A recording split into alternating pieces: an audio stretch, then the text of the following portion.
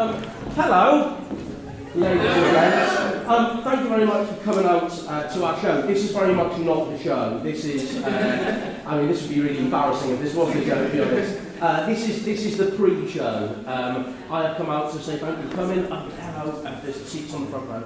Let me tell you a couple of things. As you may or not be aware, this is mine and Barry's first go at a live podcast, which we're extremely excited about. And thank you for coming to this bizarre theatre down the world's smelliest, most horrifying alley. It's like, this does sort of feel like what podcasting would be like if it was illegal, wouldn't it? It's got a real sort of like post-apocalyptic dystopian feel to it. So it means a lot for you to come out and support us. A couple of things. We are recording this for release. We've never done a show with an audience before, so we don't know what it's like, but we're going to bring our A game, our guests are going to bring their A game, which means you guys have to bring your A game as well. So, if we say something that you think is funny, a smile is absolutely no funny. That is the noise that will do nicely. Anything that might raise a smile, force that laugh out of yourself. Anything that you think is really funny, make it a really big laugh. And if you think that myself or Barry or any of our three guests have done something so remarkably funny and intelligent that it deserves an immediate round of applause, absolutely go for it. And I am now going to patronise you by making you do that. 1, 2, 3, round of applause!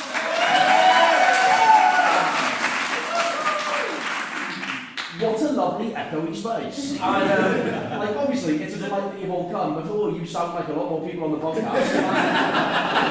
That is great. What other things can I tell you? Now, just out of interest, and just a little bit of market research, give me a cheer if you have listened to our podcast before. 1, 2, 3. Give me a cheer if you've never listened to our podcast. Or you're going to have an odd hour of your life. As me and Barry will probably talk about on the podcast, it is a celebration of heroic failure, the nearly but not quites of the world. And to embody that, I'm going to show you a little bit of prep that I did for the show. As those who know about the podcast will know, we've got a lovely logo, which is of a couple of feet with a hole punched through it that one of our very good mates designed for us, which is called Aubrey. And I thought, well, we need a roller banner to illustrate that, to make this not just look like a Austrian torture basement. This is the roller banner that about 2.5 hours ago I revealed to Barry with our logo.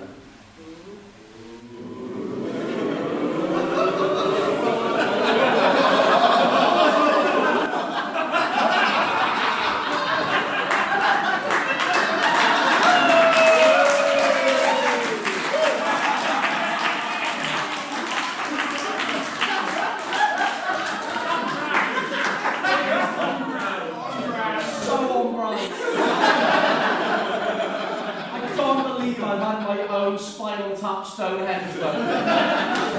It is right there. Right, I'm gonna absolutely fuck each and every.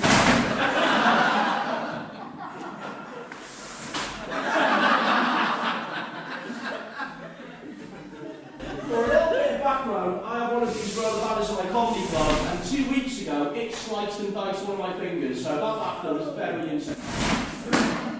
That's really going to work on the audio. Like I said, this is absolutely wrong. Right, let's try it one more time. There's a reason why I'm a performing monkey and not a tech. Right, that feels like it's in. You in? Yes. Yeah.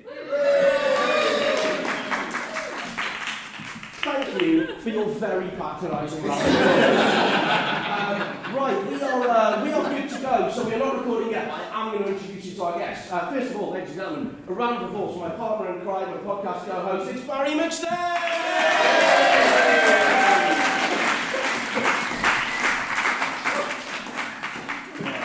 I'd have offered to come help you because I'm just tall enough. But I actually met with my wife earlier and explained what happened, and she's like, I don't really get it. And then we met up with Mikey's husband and showed photos, and she broke down. It's the most she's ever laughed since I described to her when I tried to take one of my socks off and accidentally kicked myself in the bollocks of wearing it. It's a testament to the level of prep that we do that Ben hadn't opened it at home just to check. Sorry. Right, we should introduce our guests. First of all, she will be consuming our... oh no, I've done so little prep, I've forgotten her surname. Do you want me to help? Yeah, you do that bit. Fine. We're going to be splitting up our dinner into 3 courses. Our starter will be reintroducing them on the podcast, so I'll pretend you haven't heard this bit already. Please welcome Roann McCloskey. Our main course is the very distinguished Dr. Ploszajski. And our sweet course, our dessert, is Joe Morris. Right. Oh, I like how you two were still standing like we were about to say grace. Fuck, we should have written grace. It's too late now. Yeah, well also, because Irish Catholics, grace before meals, Jews, grace after meals. It'll take forever. Right. Have you got a countdown on your phone? Yes, I do. Yeah, otherwise we'll be here forever. Right. Let's just check that these are all working. Yes, they are. Once that countdown is off, I'm going to give the signal for the man in the box to make the music happen. And when me and Barry go like this, applaud like crazy. Okay, here we go. Unos, dos, tres. Hit it, bitch.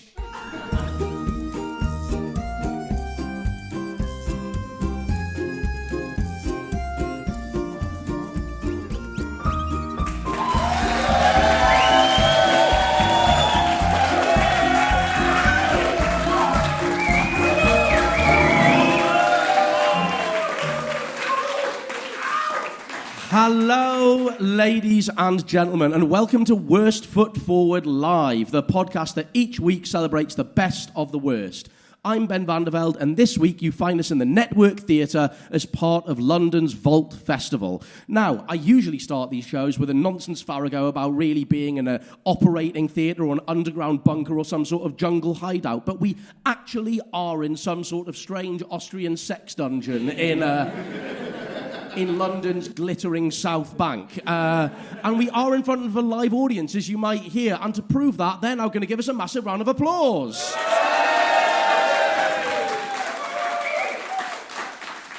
And to double prove it and to be on brand, they are now, on the count of 3, going to slap their foreheads in disdain as though they've just made a stupid mistake. 1, 2, 3. Oh! Outstanding Foley work, everyone.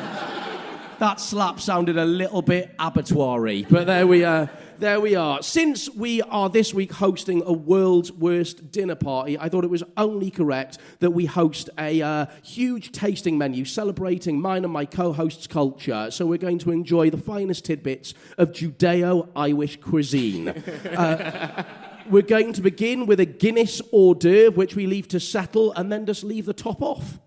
There will also be some knee-capped bagels, some chosen champ, the Blarney brisket, and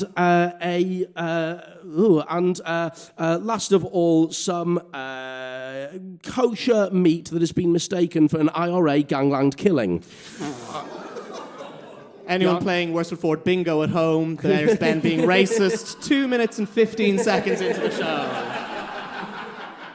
I mean, of course, kashrut laws really do ask the question, why is it that God wanted Jews and Muslims to be the keepers of livestock, but not the Catholics? If God really wanted livestock to be looked after, he should have put a verse in the Bible that said, and lo, if you pull the third nipple on the udder, the cow will self-baste in 25 to 30 minutes.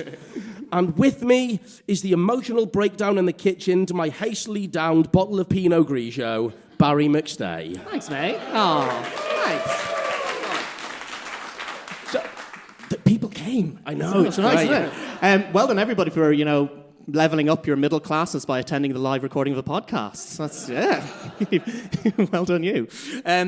This is, if people haven't listened to the show before, because we do have some in the audience. Yes. We, every week, have usually one guest. We've got 3 this week, and we talk about the world's worst something. We try and celebrate failure, and we thought to give you a taste of the sort of stuff that tickles our biscuits. Here are a few of our favourites from the podcast in past times. Yes, early podcast with Jim Campbell, the comedian and podcaster himself, about the world's worst conspiracy. We found a conspiracy on the internet that rocks aren't really hard. They're only pretending to be hard. and are soft right up until the moment that you touch them. And I think that conspiracy theorist mistook rocks for teenage boys. Touching themselves. All right, you went there. Today's February 29th. Tomorrow, if you were in Sweden in 1712, would be February 30th, because as we discovered on our podcast with Felix Trench about the world's worst day, Sweden and Finland tried and failed so badly to convert from the old Julian calendar to the more recent Gregorian calendar, where there was they were 11 days out. They tried to fiddle around with leap years, got it so badly wrong that in 1712 they went, oh, we'll just give up. We'll just reset the clock, add on a couple of days. So they had a February 30th for the only time in history, unless you're a Hobbit, Lord of the Ring nerds. Don't worry, we know, you get the emails. Yeah. When we had Dr. Keir Shields on, we talked about the world's worst doctor, and we discovered a gentleman called John R. Brinkley, who is the king of snake oil science and specialised in xenotransplantation. That is not putting a warrior princess inside your body. Instead, to try and improve gentlemen's fertility, he cut open their scrotum, took 2 goat balls and popped them in there, and then sewed it up in the hope that it would make them more fertile. Spoiler alert, it did not. Finally, when we talked about the world's worst prank with Francesco De Carlo, Italian comedian Francesco De Carlo, we discovered the existence of the Special Operations Executive, a branch of British intelligence during World War II, who had had the nickname His Majesty's Pornographers, because they had a special job, basically getting photos of Hitler, photoshopping it to make it look like he had his dick out, and dropping it over Germany to lower morale. Yeah. I cannot wait for the movie about that starring Keira Knightley and Colin Firth. Adolf Dickler. For those playing Word Ford Bingo, that's the first pun of the show. Yeah. Keep up. Obviously, Andy Serkis will star as Adolf Hitler's penis. Should we introduce our guests? It wouldn't be a World's Worst Dinner Party without some guests. So our guests today are, number one, we have our starter, actor, director, writer, whose one-woman show, My Father the Tantric Masseur, was a smash hit at this very Vault Festival last year. Stepping in at the last minute to replace the indisposed Beck Hill, it's the very disposable Roann McCloskey.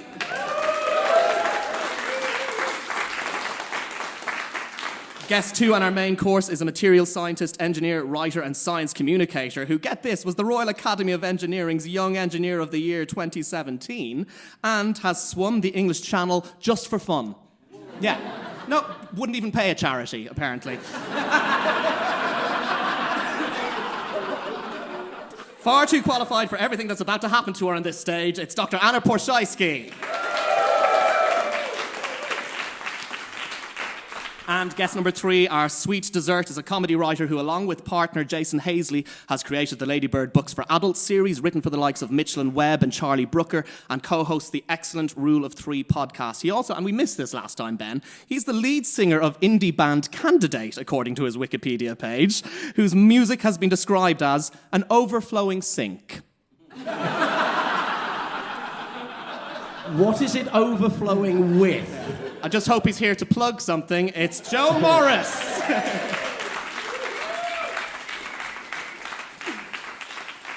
And a very quick get well soon to Beck Hill, who, if anyone follows her on social media, will see that she definitely does not have coronavirus. But when she initially emailed us a few days ago, still might have had it and really panicked us. Yeah, again, it would be on brand for our first ever live show that we invited a guest who was patient zero.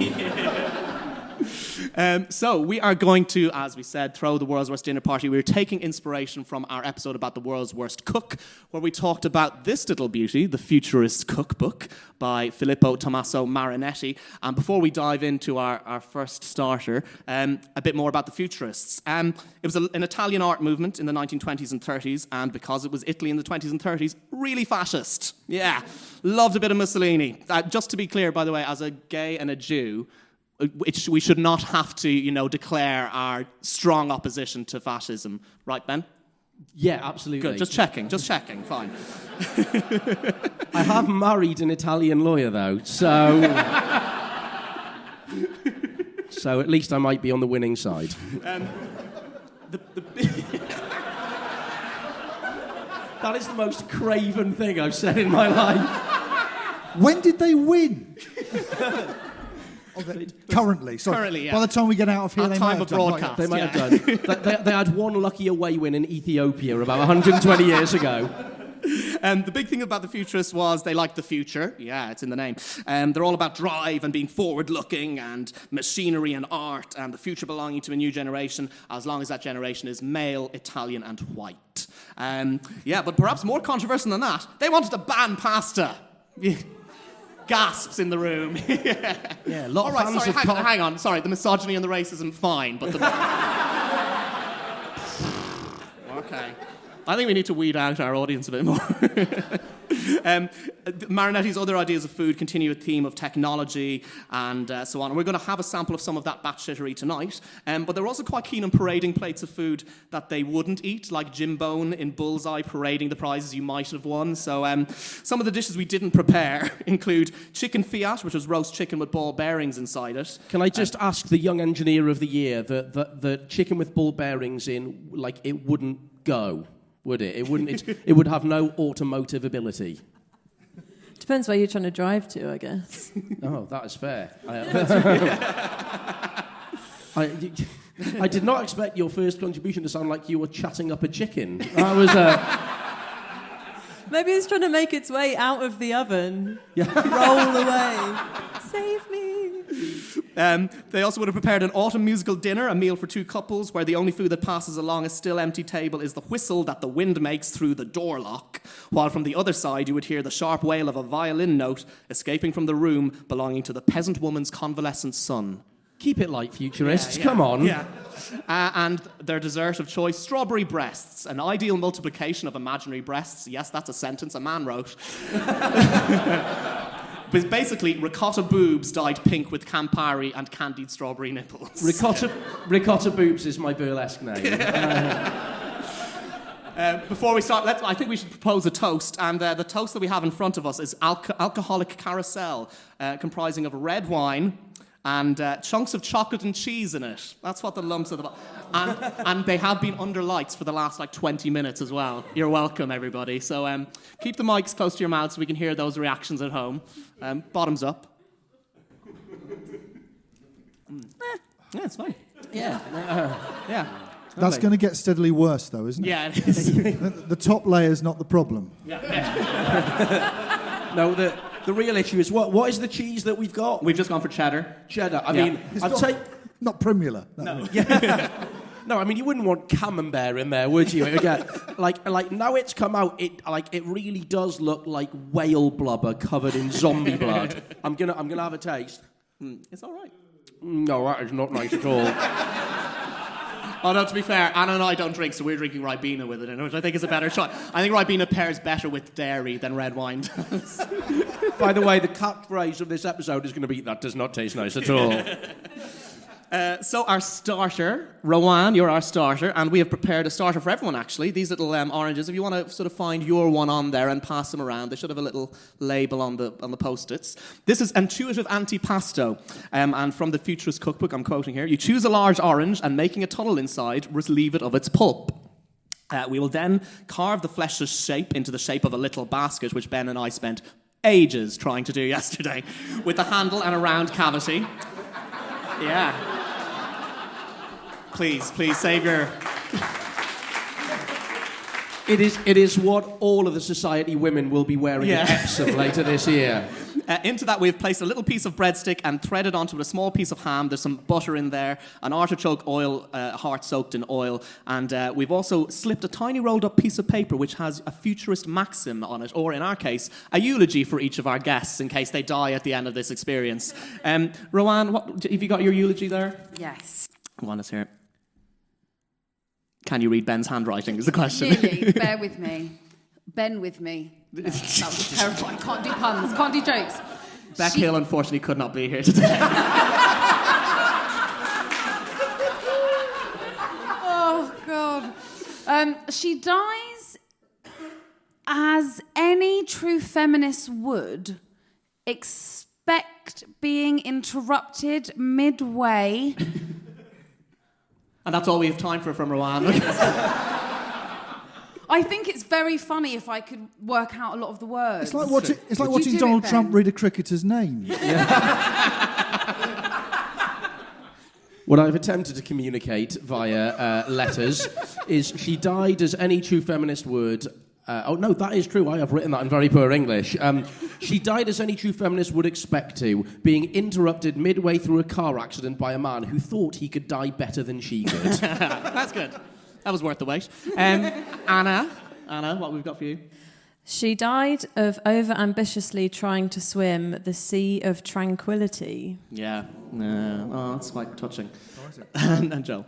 He was a noble scribe and creative engine, but sadly passed as he was too vexed attempting to punch up the final script of Mrs. Brown's Boys. Again, bingo at home for Ben getting his dig in at Mrs. Brown's Boys. So we're going to talk about the world's worst party trick with Roann. We've sort of divided our dinner party into 3 sort of mini subjects vaguely related to dinner parties. And, dinner parties, people whack out their special talents. What's you... Please. And I'll remind you, it's an audio medium, Roann, so what is your special talent? Horse impressions. I can make a flower with my tongue. Okay, go on. Okay. Ooh. It's like one of those flowers that only blooms once every 700 years. But it's only because apparently rolling your tongue is a party trick. Yeah. And I just think, well, that's, if everyone can do that, then let's go a step further. I can't do it. Can you not? Apparently it's quite rare for the UK, but I didn't research further as to why. It's genetic. Yeah, so, I mean... Sorry. What is the evolutionary advantage?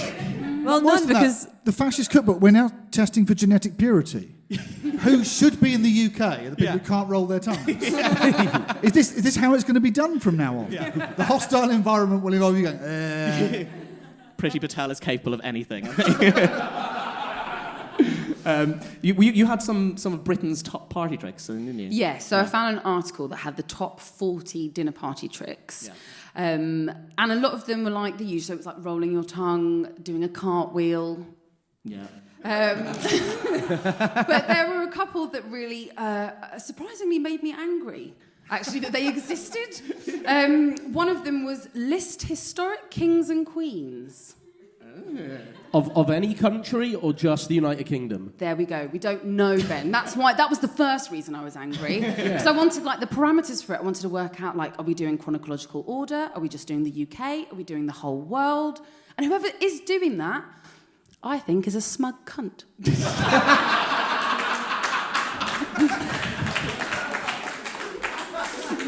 Yes, I won't say that word ever again, sorry. We told Roann she can have one cunt in the entire show. That's 2. That's 2. So that was my first one that made me quite angry. And then it said complex mental arithmetic. And I literally I wrote it down, and then I wrote next to it, what is happening? What dinner party is someone going, 142 divided by 65 plus 3? Anna? Yes, how did you know that? Maybe I'll take it back. Maybe it is cool. Hang on, are they at the same dinner party as the history guy? Because I think you've mistaken a dinner party for primary school. It's just the school day. Yeah. Yeah, and then the next one is games. Yeah. And then the final party trick is bullying. Yes, exactly. The final dinner party of the year, you get to watch Free Willy. Yeah. Brilliant games. And then the last one that made me quite annoyed was bird calls. Oh. Can you do any? Of course I can. What is that? What is it even? I can do a peacock. Go on. Yeah. No, that's Lenny Henry. I think maybe I've misunderstood because that's an impression of, whereas I was thinking it was the way in which a human communicates with a bird. Oh, you mean they'd summon them Yeah, being like pigeons. Or something. What, just get a conch shell and blow it? Stalk army to me? Fly, my hawkman! Yeah. That's a good party. I'm going to that one. We got blessed. Fuck the guy doing the maths. I'm going to that one. Yeah. But I think all of these, it's just they're actually quite, you can't tell if the person's doing it right or well or good. It kind of relies on the rest of the room knowing the correct answers. And if they do, it's not so much a trick. Yeah. Is it? Do you know what I mean? If everyone... I know how to impress a group of scientists. I'm going to recite the periodic table. Yeah, That sort of thing. it's not a good party trick if it requires an adjudicator. You know? Kind of like, right, everyone settle down. May I first introduce my friend, Norris McWhirter. Do you have a definitive worst then, Roann? Well, yes, it didn't come from any of these, actually. It came from, apparently, Jim Carrey can vomit on cue. Which is like a skill party trick, and I feel like if you had a table of really lovely food and everyone sat down about to have a really beautiful conversation and then someone voms everywhere on purpose, worst trick. It's a pretty bad one. Does he have to sort of work himself up to it by watching that Man on the Moon documentary? And then, like, I'm so sorry, my behaviour is... How much? How much vomit? Yeah. How much vomit would Jim Carrey expunge? I feel like we need the guy that knows how to do mental arithmetic for this. How much must be ingested for the vomit to cover the entire banquet table? I don't know. But he just does it by like going, oh, I don't know what that was. I don't know how to do it. But you know what I mean? It's all just like that. This sort of sounds like if it was a dinner party at my junior school, which was an all-girls private school, everyone would be able to vomit on cue in the school.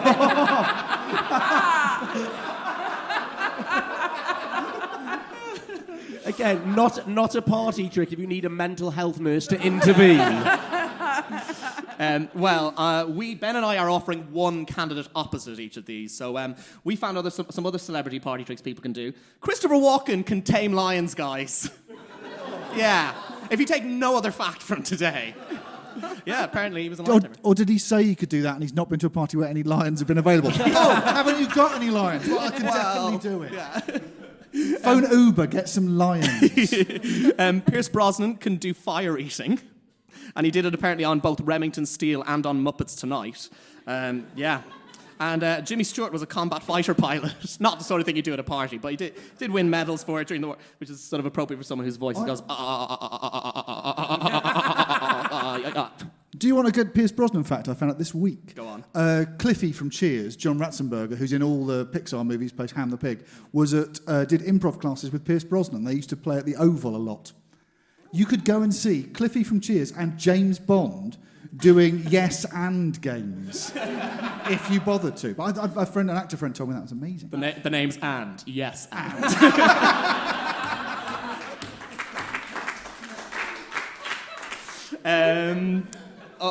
Friend of the show, C.B. Fry, who is one of Britain's greatest ever athletes. He was shot putter, hammer thrower, long jumper, sprinter, golfer, ice skater, played cricket for England, played football for England, he played rugby for Oxford. Amazing guy. But his party trick was he could leap from a stationary position on the floor backwards onto a mantelpiece into a sitting position. But he would do it facing the mantelpiece, so he'd twist in midair to end up sitting on the mantelpiece. Yeah. It's a shame that there aren't that many fireplaces in flats anymore. I think that's a tradition that's died out in this country. And George Gregan, the Australian rugby union scrum half, their most capped player ever, former captain, he's 5'8" tall. And some of those inches are in a lower region of his body. And when Australia would win matches, his teammates would hold him horizontal to a table on which was placed a schooner glass, which is typically 6 or 7 inches tall, and lower him into it, and apparently he could touch the bottom. That is flaccid, everybody. Yeah. So that's impressive. There's a real awed silence in this cathedral. Oh, and then he could do bird calls. Sorry, I left that bit out. With his penis. Yeah. Fly, my Hawkman. Yeah. But our nomination for the world's worst party trick is being Princess Margaret. What a movie. Yeah. She's everyone's favourite character in The Crown, but God, she was a bitch to be at parties with. She apparently, according to one of her biographers, she smoked so much that sometimes she would glue matchboxes onto tumblers so that she could light a match while she was still drinking. She would make use of the fact that no one could start eating until she arrived at parties. So for Nancy Mitford, renowned Nazi sympathiser Nancy Mitford, if Nancy Mitford didn't like you, that says a lot about you. She wrote, dinner was at 8:30, and at 8:30, Princess Margaret's hairdresser arrived, so we waited for hours while he concocted a ghastly coiffure. She looked like a huge ball of fur on two well-developed legs. Do you want to tell them the Derek Jacobi one? Yes, I do. Derek Jacobi said, we got on terribly well, very chummy, talking about her mum and her sister, and she really made me feel like I was a friend, until she got a cigarette out, and I picked up a lighter, and she snatched it out of my hand. You don't light my cigarette, dear. Oh, no, you're not that close. Yeah. Sounds like a Bond villain. Yeah. It really does. And we play a lot of board games. Apparently, one guest recalled, we were playing Trivial Pursuit, and the question was the name of a curried soup. She said, it's just called curried soup. There isn't any other name for it. It's curried soup. Our host said, no, ma'am, the answer is mulligatawny. And she said, no, it's curried soup. And she got so furious, she tossed the whole board in the air, sending all the pieces flying everywhere. Yeah. And during the swinging 60s, she ignored Twiggy at a dinner party, eventually asked her name. Twiggy said, Leslie, ma'am, but my friends call me Twiggy. Princess Margaret said, how unfortunate. I fucking love her for that. She's the guest on the podcast next week. Yeah. And finally, towards the end of her life, she burnt her feet on the Caribbean island of Mustique, and she'd then use a wheelchair, which the Queen thought was highly unnecessary. She thought she was just putting it on. During one visit to Buckingham Palace, Elizabeth only had one wheelchair for her mother, the Queen Mum. As soon as they got out of the lift, Margaret made a dash for it. The Queen said, for God's sake, Margaret, get out. That's meant for Mummy. So I don't know whether you'd want Jim Carrey vomiting over your food or Princess Margaret quipping, but we're going to let you decide. Yeah. Yes, thank you. Well done for impersonating owls. That was great. So not like any normal podcast, we would do it by way of cheer, but because this is Worst Foot Forward, we're going to do it by way of boo. So if you think that Jim Carrey's vomit trick is the world's worst party trick, please boo now. 1, 2, 3. Boo! Whereas if you think merely being Princess Margaret is the world's worst party trick, please boo now. Ooh, a lot of monarchists in the room. Okay. Well done, Roann. So yes. Jim Carrey has it. So now we move on to the main course, which you can see Barry preparing to my left. This is called, the name for this is a tactile vegetable garden, which of course is a euphemism for a hippie's genitalia. The recipe from the Futurist Cookbook says a large plate containing a wide variety of raw and cooked green vegetables without any dressing or sauce is placed in front of each guest. The greens can be nibbled at will, but only by burying faces in the plate without the help of the hands.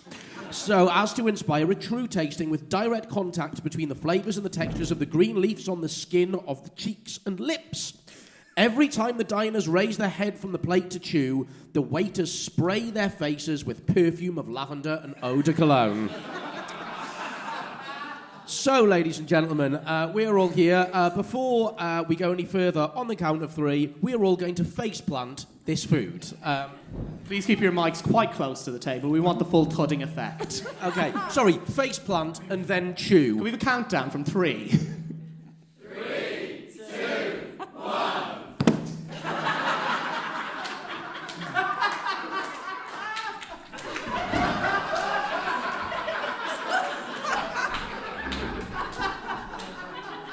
I feel like Ermintrude being maced.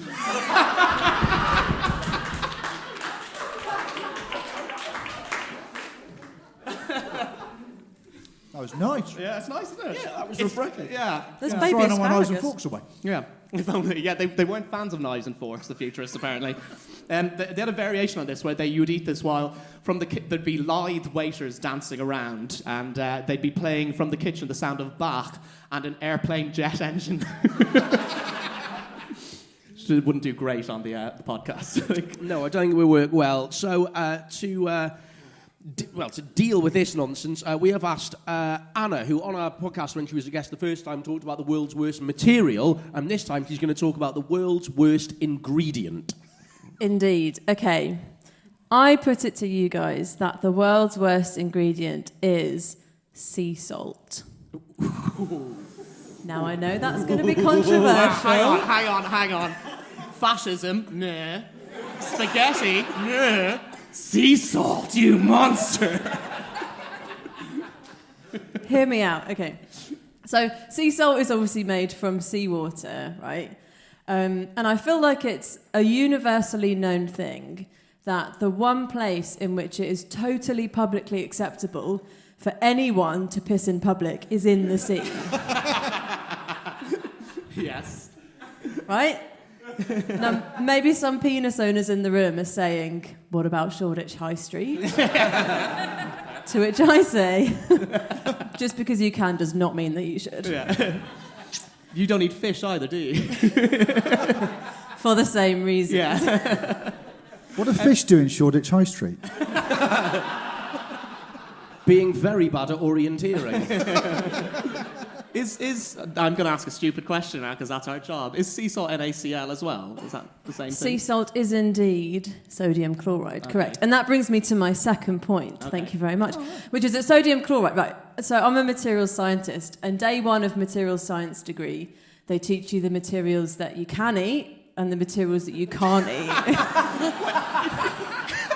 If you've gotten to that age, surely you've mastered that. Scientists are very curious people. Right, so sodium, an incredibly reactive metal, cannot eat sodium.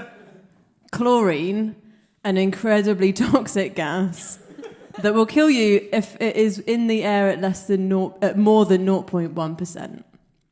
Sodium chloride is the combination of the two. Wow. What are we doing, guys? Makes no sense. Because when we talked about the world's worst allergy with Katie Pritchard, I talked about an Irish girl who was allergic to, I can't remember exactly, she was allergic to the pollen of a certain tree and apples, but not individually, only when they were together. So her face was like blew up one day, and they conducted hundreds of tests and couldn't nail it down. And then they had to start cross-referencing things. So it's like the opposite of that.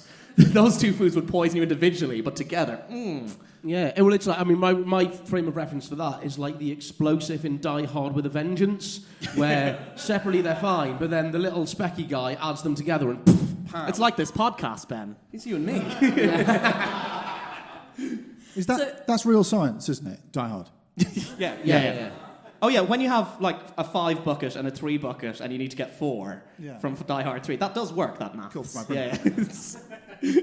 Is there any other reason to? Yeah, so in 2018, some scientists conducted a study that said that 90% of commercial sea salt that you can buy contains microplastics. Microplastics in the cannot eat category of material science. Unless you're a very ambitious turtle. This is true. And I've got a third reason. And the third reason, as you've already mentioned, I swam to France last year. And that meant that my face was in sea salt for 15 hours and 37 minutes. And if your face is in sea salt for 15 hours and 37 minutes, what happens is your tongue turns into a cauliflower. Oh. So your dinner party would be so fun because I could be there with the cauliflower tongue and you could do your thing. I'm trying to think what type of rugby you're playing to get cauliflower tongue. The good kind.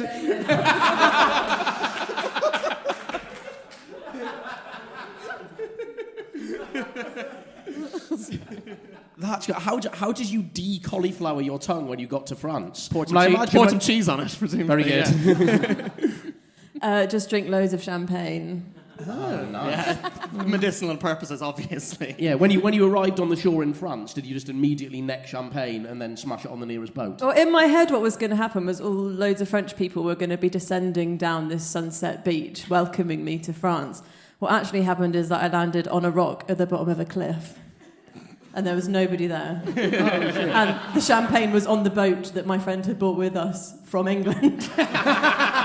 You brought English champagne to France? No. I'm surprised they didn't go, get back in the sea. I'm imagining it's worse than that. They imported it from France and then brought it back to repatriate it and pissed it out in the French waters. Did you at least try and do a Kevin Costner in Robin Hood Prince of Thieves thing, and as soon as you came out of the sea, get on your knees and start kissing the ground? I just cried on the rock. Oh, mate. This sounds like a great thing to do. I want to do it now. Sport relief. Do you know you could have stayed in Britain? So I did that. Sorry, that wouldn't have occurred to you. Sorry. Wow, so you have both a scientific and a personal vendetta against sea salt. Absolutely. Okay, well, allow me to rebut with a variety of ingredients. First of all, similarly aquatic, there is isinglass, which is a substance that many of you will have accidentally enjoyed. It is a substance that is obtained from the dried swim bladders of sturgeon and cod, but it is used along with live yeast to create a jelly-like mass that helps give beer its sort of refreshing and clear colour. If you're a vegetarian, you can just use Irish moss. If you want. Not a racist slur, it turns out, no, surprisingly. Phosphoric acid, which is a key part of Coca-Cola's flavour profile, is also used for rust prevention. But my favourite thing... I like the note here that phosphoric acid is clear, colourless and odourless, which just makes it sound extraordinarily sinister.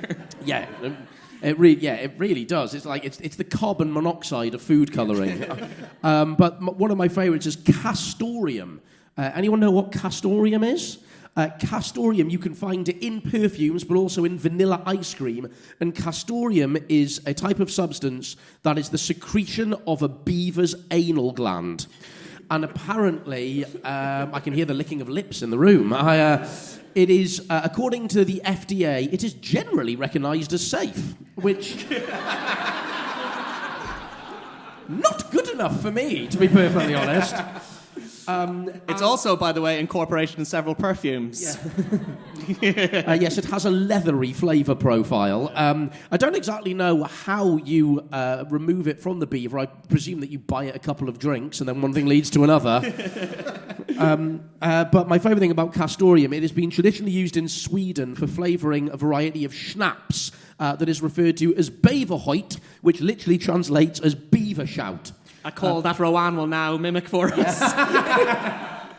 No, I just... There was an attempt. But for a truly disgusting ingredient, I looked a little bit closer to home, and I looked at long pig, which some of you might know what a long pig is, and for those that don't, a long pig is us. Because, I don't know about you, I don't really fancy chowing down on a nice bit of human fillet, unless it's someone who I really don't like. Sorry, that sounded far too sinister. Suddenly the setting for the podcast takes on a whole new meaning for the audience. Right, seal the doors! Everyone in row 3, you're now tapas. So I looked at the cases of a couple of famous cannibals. There was a chap called Armin Meuss who hit the headlines in 2001. You guys will probably know this story. He posted a classified ad on the Cannibal Cafe website. Who knew that he went to such zhuzhy culture. He said he was looking for a well-bit 18 to 30-year-old to be slaughtered and then consumed. And on the 9th of March, a chap called Bernd Jürgen Armando Brandes travelled from Berlin to Rottenburg, and he was the only person who responded to the ad. And he wanted to be consumed, and Armin wanted to consume him for sexual pleasure. So they had sex, and then Brands consumed 20 sleeping pills, half a bottle of schnapps, very much enjoyed the beaver flavour profile in that schnapps. Self-seasoned, that's good. Yeah, and then he fell asleep in the bathtub, and Meuss began by chopping off his penis, and he cooked it in a pan. And if you're wondering how to cook a penis, you do it with salt, pepper, wine, garlic. Salt. So, yeah.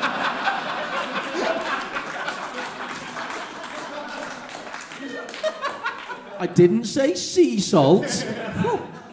What a relief. But clearly, Meuss was a little bit too carried away by the situation because he overcooked the penis and ended up burning it. And I'm sure we can all agree that there's nothing worse than overcooked penis. And not until you've tried it, buddy. Yeah. And so instead, he fed it to his dog. Was that an "aw, poor dog" noise? No, it's an "oh, that's not cannibalism." Yeah. You spoilt the point. Yeah, he's got him on a technicality. No, but he then killed this guy and then stored away 44 pounds of human steak and mince in his freezer that he then consumed over the following months. He seasoned the human steak with salt, again, pepper, nutmeg, garlic, and ate it with princess croquettes and Brussels sprouts. Actual princess. Yeah. And apparently it went very well with a glass of South African red wine. My favourite thing about Muir is when he was eventually tried and sent to prison, he changed his diet. Anyone know what he ate in prison? Himself. No, that would be, sorry. That would be incredible. It's like he's got to be on suicide watch, but he's taking a long time about it. It's the perfect escape. It's like Shawshank, but really, really dark. He's escaping a bit. He's small enough to get through the bars. He's selflessly solving the problem of prison overcrowding. Yeah, just taping a small photograph of Rita Hayworth over his stumps. No, he became a vegetarian. But my favourite one is a chap called Alexander Selvik Vengshol. He was a Ukrainian art student, and in 2010, he had to have his hip removed. But he asked the doctor to let him keep the hip bone because, he wanted a memento of what he'd gone through. And he planned to interpret the bone in his art somehow. And in preparation, he popped the hip bone into some boiling water just to get all of the fat and the skin and the bones, not the bones off it, to get all the meat off it. Clearly, smelled pretty good, and he decided to try the broth that his own hip bone had created. And when asked by friends what it tasted of, he said it tasted goaty. He'd seen Dr. John Orr Brinkley. And then one last thing on cannibalism that I absolutely didn't know about. Obviously, most famously, people, when they think of cannibalism, they think of people in the New World or the Caribbean or Africa being cannibals, but there's a long history of European cannibalism. And at the time when Enlightenment Europeans were going to the New World and going, oh, these are incredibly backwards, primitive folk, we were practicing medical cannibalism in Europe, and particularly what was thought was worthwhile was either the blood of the royals. You could eat something called the King's Drops. You can use it to your own imagination what they are. How do you like your monarch? In pill form. Yeah.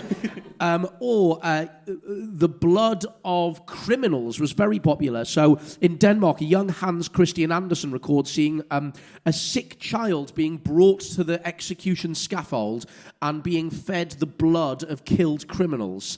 And even a vagrant who grabbed a beheaded body before it had fallen and drank the blood from him. So tasty stuff that you can see in cinemas coming to you in the cinema in the summer.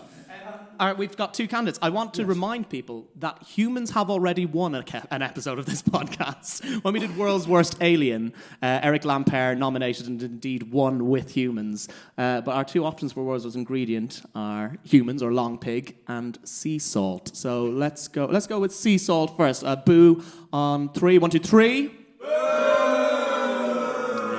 A lot of people from Malden in tonight.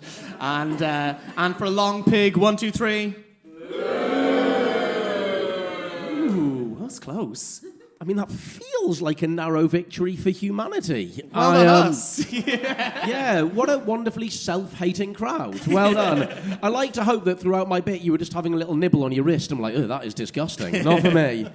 Our final course, dessert, Joel, and we are serving, for dessert, magic food, which is in the special bowl that we've made. I'll just read out the ingredients here. Maybe you want to pass them along and everyone can take one of these. This is served from smallish bowls covered on the outside with rough tactile materials. We've gone with sandpaper. The bowl should be held in the left hand while the right is used to fish out the mysterious balls it contains. These will all be made of caramel, or fudge in our case, with sea salt in them. I'm sorry, Anna. But each one is filled... But each one is filled with something different, such as the candied fruit, or bits of raw meat, or garlic. We've also put some chili flakes in some of them. There's cheese in one of them. There's an olive in one. I don't remember what's in what. So, apparently we're going to pop them in our mouths, and we can all guess what they look like, what they taste like. By the way, David Atherton, who won Great British Bake Off this year, the most recent series, and was on the show recently, I sent him a photo of this yesterday, and I quote, "They look distinctly edible." So everybody on 3, have a go.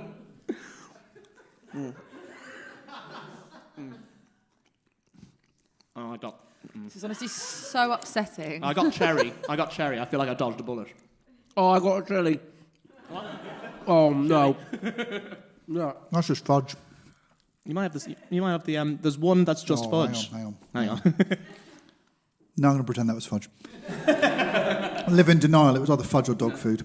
Any idea? Mine was very nice. Okay. I think I got the crouton. Oh, you got crouton? Yeah, there was a crouton in one of them. Yeah. This is like the Bertie Bott's beans thing, isn't it? Yeah, Which just sounds like a great idea. Your kid buys them and then you go, you're going to make me eat those. Horrible. Roann? I licked it and then was going to do a Jim Carrey, so I decided... I think there is an entire clove of garlic and dog food inside. Eat it. What's in the fudge? What's in the fudge? What's in the fudge? I've never given in to peer pressure. It's like a glory hole from eating that dish. We. So sorry, my parents are going to listen to this. First time for podcasting. Yeah.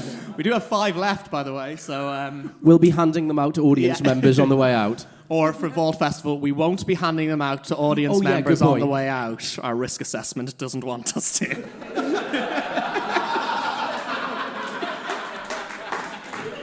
Whoops, I dropped one. Joel, we're going to talk about the world's worst after-dinner speech. We've had our dessert at the end of dinner. Sometimes we wrap up with a speech. What have you got for us? Well, I sort of looked this up. This is one of those ungoogleable things, because you type public speaking into the internet, and it turns out that the bits of the internet that aren't porn are advice on public speaking. So no one's written down the worst ones. It's really hard. I did some research. Public speaking is the number 2 fear in Britain. It's just under heights and above snakes and flying. It's above open spaces, clowns. It's above rats and the dark. I mean, the room 101 in 1984 is rats, not public speaking. And it occurred to me there aren't enough films about the horror of public speaking. I thought of 2, which is 39 Steps. He has to make a speech without any preparation in front of a bunch of political people. It's a very funny scene in Hitchcock's 39 Steps. And they do it again in The Third Man, where he has to do a speech about books with Wilfred Hyde White. It's the only time I've seen people's fear of public speaking. I want Blumhouse to make a really uncompromising film about our fear of public speaking, but no one's done it yet. Yeah. So yeah, it's really, people are really scared of it. And the odd thing about it is people do it, they get drunk before doing it as well. So you think, well, there's going to be some good stories here. But I really struggled to find some great ones. What I did find, though, was astonishing mismatches of speaker and audience, which I think is what's going on. Because you look for a bad public speech, and I'd say that Clint Eastwood talking to the empty chair who was Obama at the 2012 Republican National Congress is about as bad as a piece of entertaining public speaking could be. It's like, he's got a shit sooty. What's that, Obama? And it's I thought it looked like a terrible Samuel Beckett play. Yeah, and you're going, he's a director. He knows this looks shit. But the audience go wild. So it seemed to me there was no match between the quality of the public speaking and the quality of the audience. So I started looking at massively misjudged rooms. And I started with Nish Kumar at the Lord's Taverners in December, which was, I recommend finding, because it is a really good bit of public speaking, because the audience, he does a tiny bit of politics about how the plans for Brexit might not be well thought through, and the room just turns on him. And he's a stand-up, he knows what he's doing. They're throwing bread rolls and things like that. And eventually he says, what were you expecting? I'm left-wing. I'm doing this for free. It's a charity dinner. If you don't pay, left-wingers will turn up. If you want Simon Evans, he costs £10,000. Which is a great bit of public speaking. On the bread roll things, just maybe I read about Tommy Cooper the other day, and Tommy Cooper, when he started out doing for our American and non-British listeners, Tommy Cooper was a comedy magician. His act was sort of that he'd be bad at the magic trick, but then also occasionally be really good at it. But when he was starting to gig, he did like the Glasgow Empire and all these really scary venues around Britain. And he did one venue where they started throwing bread rolls in him. He was quite like shy and really early on. And this bread roll came in and he went, "Stop that! Stop throwing bread rolls at me." And the man who threw it went, "Why? Why should I stop?" And he went, "I don't have a put down for when you throw bread rolls at me." Oh. Wow, revealing your heckle list. That's good. You're not heckle-proof. It is brutal. I've only ever once had things thrown at me. At a gig, and it was this is not an invitation. That was your chance. All the audience have is chairs and each other, and and one square of fudge. Yeah. I was doing a comedy club for kids gig, and the chap before me was doing a sort of a routine for like the kids and adults in the room to try and stop kids eating their bogies and instead to eat Brussels sprouts instead. And he basically had a riff that Brussels sprouts were to be bogey methadone. And he basically left the stage to a mini riot, and I came back on as the compere to wrap up the show and had 66-year-olds all armed with several Brussels sprouts. And I came on, and because they were 6-year-olds and they don't understand social boundaries, they all pelted me with them, and then 3 of them rushed the stage, picked up Brussels sprouts, and then threw them at me at point blank range, and then picked them up and threw them at me, and picked them up and threw them at me, picked them up and threw me at me. And I was like in some sort of Sisyphean circle of hell. It was awful. What, like a tennis ball throwing machine or like a vegetable Gatling gun? Yeah, it's how if Guantanamo Bay was run by vegan infants, that's what it would be like. Sprouted me. So I was looking for like bad mismatches of audience and speaker, because I think most public speaking is terrible. I mean, the great thing if you've ever done a best man speech or something is you don't need to be very good because everyone's in a good mood, because it's a lovely warm audience. You can be God, I've been in terrible wedding bands. People just like it, and it's really so it's to do with matching the two of them. So I looked at what I think was probably the most significantly disastrous speech, which is Gerald Ratner in 1991. And he was talking to the Institute of Directors for their thing. And he gave this speech, and legendarily it destroyed his business. He said, the things we sell in Ratner's jeweller's shops, he was a high street jeweller, they're meant to be... I sell a silver salver that your butler would bring your drinks in, and we sell it for £4.95. And people say, why can we do this? And the answer is because it's crap. And within a couple of weeks, he'd lost 2,500 shops and had lost 500 million quid. So I watched that speech. So that must be the worst mismatch of room and speech ever. And it kills in the room because he's talking to the Institute of Directors. And what happened by mistake is something we're all aware of now, is it escaped the room. He'd read the room perfectly. It was posh people who thought that common people were scum. But then it got reported in the paper to those common people, and it was like Twitter. Someone, not your friends, had heard the joke. So weirdly, I thought that was a terrible speech, but actually it killed in the room. The best mismatch, I think, of audience and speaker happened in 2013. And it happened at the WI in Parkham in Devon. And they booked a man to talk about pirates. And he turned up, and he'd written a book about being kidnapped by Somalian pirates at gunpoint, and they demanded 1.6 million quid. And the WI were all dressed as pirates.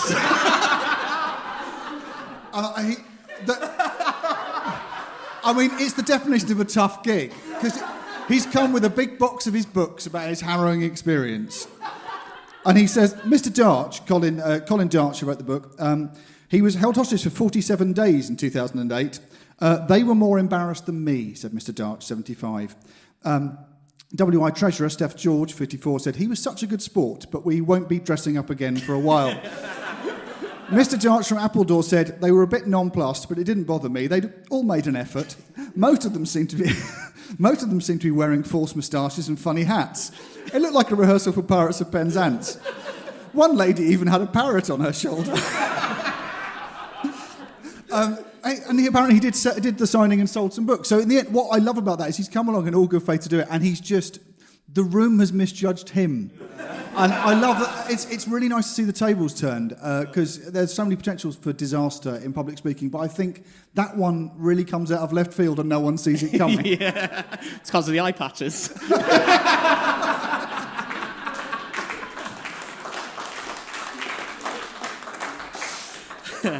I read about the first ever recording of of an after dinner speech. It's from 1888. Arthur Sullivan of Gilbert and Sullivan, Pirates of Penzance, after dinner at the home of Colonel George Gourand, spoke on a phonograph to praise Thomas Edison, because Gourand was the first man who brought the phonograph to Britain.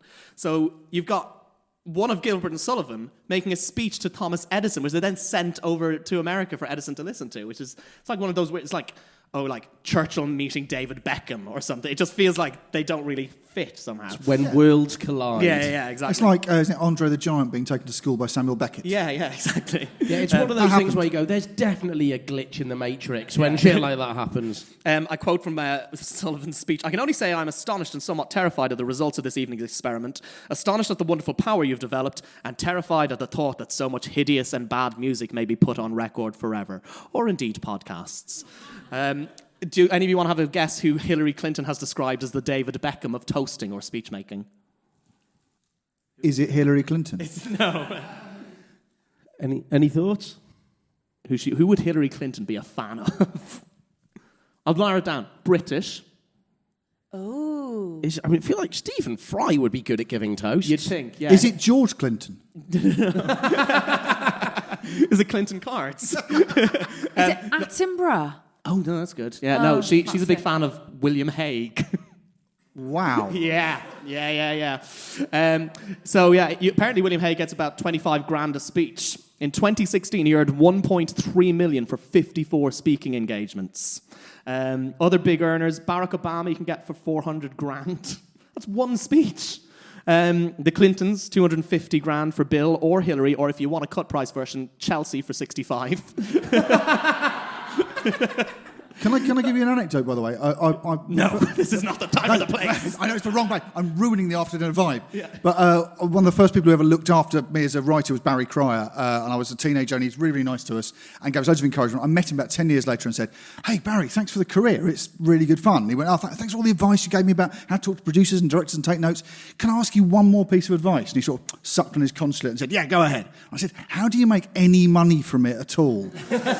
And he laughed and went, "Public speaking," and walked off. And he's completely right. And I've got Graham Garden, who does lots of stuff with Barry Cryer on radio, has a theory that Barry has never written anything. And he's just done public speaking about how it was writing for people. And Ian Patterson, who writes Sorry, I Haven't a Clue, said, "Don't be stupid, Barry's really famous for writing." And Graham went, "What? What's he written?" And no one knows. Oh my God, Barry Cryer is the Kaiser Soze of the comedy world. Yeah, once you've heard that, it's very hard to unthink. The biggest earners, you could get Ben Bernanke and Alan Greenspan. They're the former chairs of the Fed, basically the American Central Bank. Basically, you could get pay 300 grand for them, or you could pay Lionel Messi's wages for a week. 20 minutes of a speech from a Fed governor or Lionel Messi. Neither of them were free for today's podcast, sadly. But our choice for World's Worst after dinner speech took place on Monday, February 13th, 1978, where Nicholas Parsons, rest in peace, recently deceased Nicholas Parsons, and Giles Brandreth, still sadly with us, did a after-dinner speech-off against each other in adjoining rooms in the Hyde Park Hotel. Basically, Giles had held... Yeah. I've just realised that is the most, privileged upper-middle-class rap battle ever, isn't it? For, again, our non-British listeners, Nicholas Parsons, who died recently, was an actor and presenter, most famously the host of Just a Minute, the quiz show on Radio 4, and Giles Brandreth, former politician and famous for wearing jumpers. And basically, they had both held the record for the longest after-dinner speech. So this group, Action Research for the Crippled Child, decided to make them have a playoff in adjacent rooms. Giles bought a catheter, so he didn't have to leave the stage to piss, which came loose during the speech.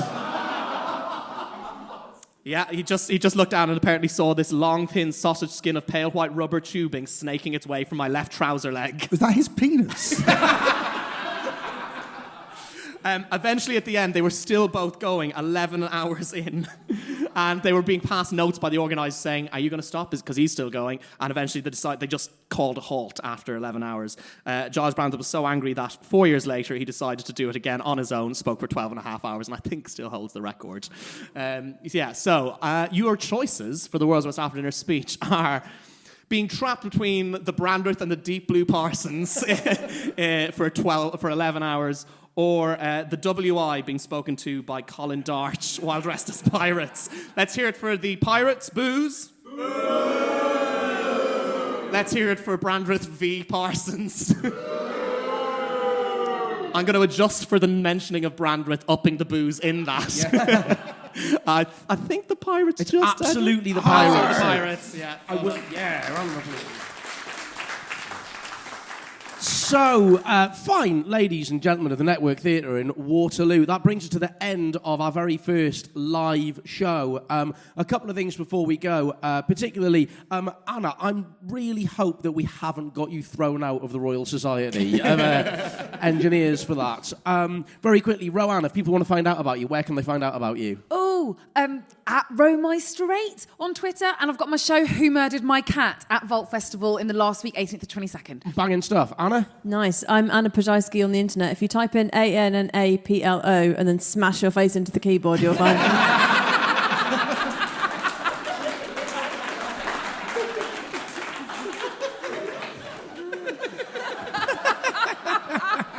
And Joel? I find me on Rule of Three Pod, which is Rule of Three is the podcast we do. That's the easiest way of getting. Smashing stuff. A huge thank you to the Vault Festival for having us here. A huge thank you for Andy Goddard for recording all this. A huge thank you to our Patreon supporters for making this possible. To Barry's husband, Mikey, for acting as a gopher this afternoon. To my wife, Sylvana, for looking after my child. And I have to say, we are all off to watch the WI production of Captain Phillips. Thanks very much for listening. Goodbye. Bye.